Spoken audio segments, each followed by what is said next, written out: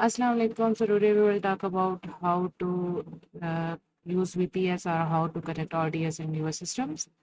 सबसे पहले तो हम ये बात क्लियर कर दें कि VPS होता क्या है, क्योंकि काफ़ी ज़्यादा लोगों को ये पता नहीं होता कि VPS क्या होता है और उनके जहन में काफ़ी ज़्यादा सवाल होते हैं। तो सबसे पहले मैं बता दूं आपको कि VPS हमारे पास एक ऑनलाइन सर्वर होता है, जिसके थ्रू आप अपने किसी यहाँ पे बैठ के किसी और कंट्री का कंप्यूटर यूज़ कर रहे हो, तो मीन्स आप VPS ही यूज़ कर रहे हो। VPS इज ऑनलाइन सर्वर जो जिसका एक्सेस आपको मिलता है और आप अपने पीसी से उस पीसी पे कनेक्ट होते हो और फिर उस पीसी को वहाँ पे यूज़ कर रहे होते हो। इट्स नॉट एनी कि आप कोई आईपी चेंज कर रहे हो like VPN. It's nothing like कि आप अपने पीसी पे कुछ और सेटिंग वगैरह करके उसको वीपीएन की तरह, nothing like that. This is like आप अपने पीसी से एक और पीसी एक्सेस कर रहे हो और उस पीसी पे जाके अपना काम कर रहे हो। तो वीपीएस हमारे पास बेसिकली वो होता है ना, सिंपल वर्ड।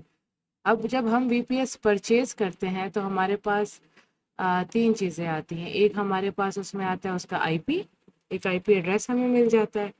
हाँ, एक हमें उसका यूज़र नेम मिल जाता है और एक हमें पासवर्ड मिल जाता है।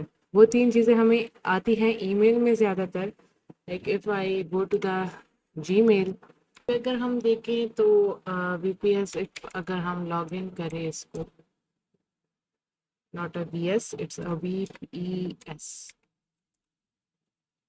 तो ये अगर मैं आपको दिखा दूँ तो इसमें आपको इस टाइप का एक यूज़र आईपी मिल जाता है, एक यूज़र नेम मिल जाता है, एक पासवर्ड मिल जाता है।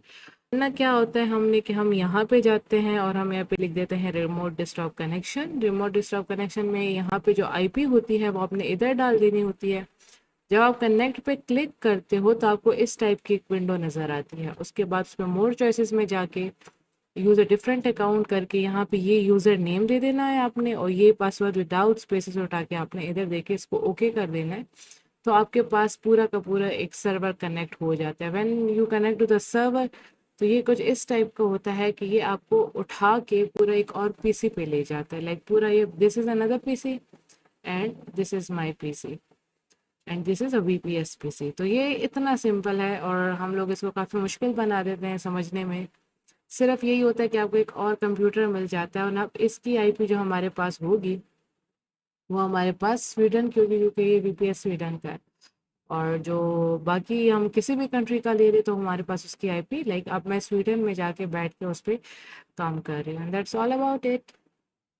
If you like the video and you want to learn more, subscribe करें हमारा चैनल और कमेंट्स में हमें बताएं कि आपको किस चीज़ में कहाँ पे क्या परेशानी हो रही है। तो इंशाल्लाह we will sort your every problem.